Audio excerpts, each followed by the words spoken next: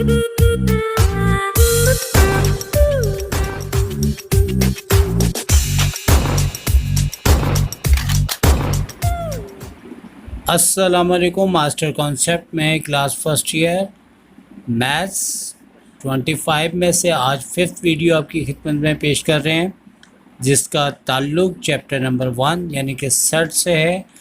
और इस वीडियो में हम आपको सेट में जो इम्पोर्टेंट MCQs है आपकी खिदमत में पेश करेंगे। आज जो मेरे सामने बच्चे बैठे हैं ये बहुत ही शरारती आजकल के बच्चे हैं और इन्हें बड़े ध्यान से सुनना है। और आज की पहली MCQs, if A set 2 3 and B set 1 2 then A minus B is equal to dash. तो इसको किस तरह से हम फाइंड आउट करेंगे? A माइनस B में हम A सेट में से B सेट के नंबर को लेस कर देंगे जो कि सेम है, और सिर्फ 2 सेम है, 2 से 2 कट जाने के बाद A सेट में 2 3 में से सिर्फ और सिर्फ 3 बाकी बचता है। लिहाजा इस तरीके से इसका आंसर 3 आ जाएगा। तो अब हम आपको second MCQs A set, B set और C सेट दिया गया है, जैसे कि आप देख सकते हैं। इसमें हमें A इंटू ब्रैकेट में B इंटरसेक्शन C दिया हुआ है, और इसको भी हम आपको एक्सप्लेन करेंगे कि इसका आंसर किस तरह से हम फाइंड आउट करेंगे। इसमें सबसे पहले हम B इंटरसेक्शन C निकालेंगे।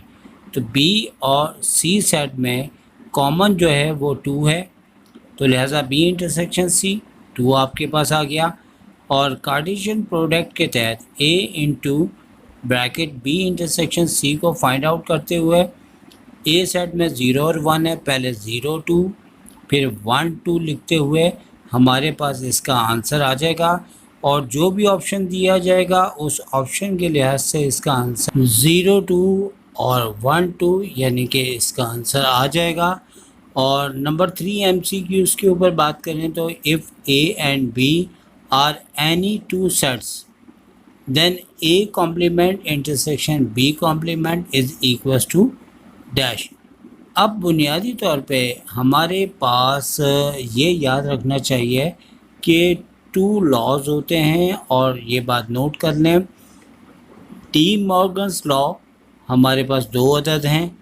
नंबर 1 A यूनियन B का होल कॉम्प्लीमेंट जो कि equals to A complement intersection B complement, और सेकंड A इंटरसेक्शन B का whole complement is equals to A complement union B complement. तो लिहाजा ये याद रखते हुए इसका आंसर आप क्या देंगे? A यूनियन B का होल कॉम्प्लीमेंट। नंबर 4 MCQs पे आते हैं, और यहाँ पे हमारे पास लिखा हुआ है if A union B equals to A intersection B then A equal to dash. तो इसका आंसर बुनियादी तौर पे A की सूरत में करेक्ट आ सकता है, क्योंकि एक साइड A यूनियन B है और एक साइड A इंटरसेक्शन B है।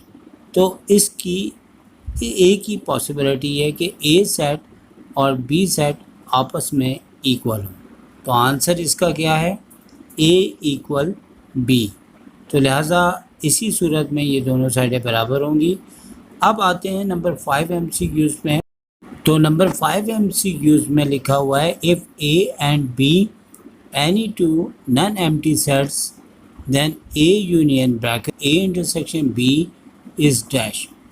अब हमें मालूम है कि अगर हम A इंटरसेक्शन B निकालेंगे तो इन दोनों का कॉमन आएगा, लेकिन जो कॉमन आएगा वो A में भी होगा और B में भी होगा।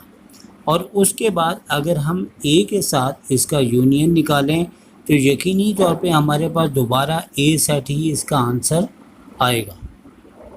तो इसी से मिलती जुलती number 6 the set A union A intersection B। तो यहाँ पे भी यही बात है, अंदाज जुदा है लेकिन तरीका वही है। इसका भी आंसर आपके पास वही आएगा जैसे कि नंबर 5 MCQs की थी, क्योंकि ये अंदाज जुदा है लेकिन आंसर इसका क्या आएगा? आंसर इसका A आएगा। यानी कि अगर हमारे पास A इंटरसेक्शन B में कॉमन आता है तो इसका आंसर A इंटरसेक्शन के साथ भी A आएगा। अब नंबर 7 के ऊपर बात करें तो यहाँ पे A इंटरसेक्शन कर दिया गया है और A यूनियन B ब्रैकेट में कर दिया गया है। अब A यूनियन B में यकीनी तौर पे A और B दोनों ही शामिल होंगे, लेकिन जब A के साथ इसका इंटरसेक्शन निकालेंगे तो फिर इस सूरत में सिर्फ हमारा आंसर A सेट ही आएगा। तो लिहाजा आंसर हमारा A सेट हुआ और यकीनी तौर पे यहाँ पे कोई बाकायदा तौर पे नंबर्स नहीं है, हमें जहन से सोचना है। और तो सेट से रिलेटेड मज़ीद MCQs के लिए आपके पास जैसे ही आई का बटन आए तो प्रेस करें आई बटन। हम आपसे इजाज़त चाहते हैं। टेक केयर, अल्लाह हाफिज़।